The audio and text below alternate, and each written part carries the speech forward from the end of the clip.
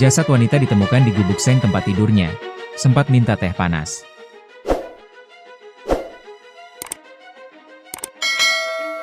Seorang wanita ditemukan tidak bernyawa di Kelurahan Wangkanapi, Kecamatan Wolio, Kota Bau-Bau, Provinsi Sulawesi Tenggara, Sultra, Kamis, 21 Agustus 2025. Korban inisial W ditemukan dalam tempatnya tinggal, gubuk kecil berdinding seng.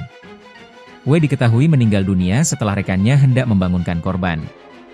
Kepolisian sektor atau Polsek Wolio mendapatkan laporan dari warga langsung menuju lokasi untuk olah tempat kejadian perkara.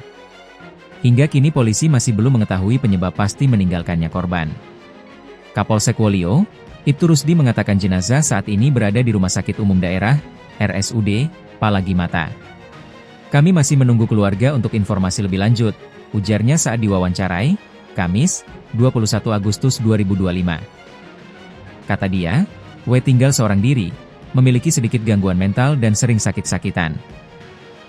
Kata temannya tadi malam masih diminta buatkan teh panas, tapi saat ingin dibangunkan pagi hari sudah dalam keadaan tidak bernyawa, ujarnya.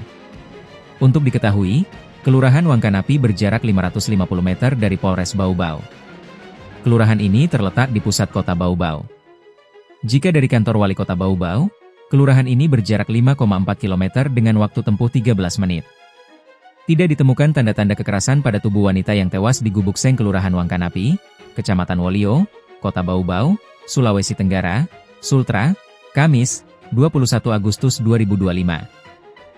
Wanita berinisial W ditemukan meninggal dunia saat hendak dibangunkan dari tidur oleh rekannya.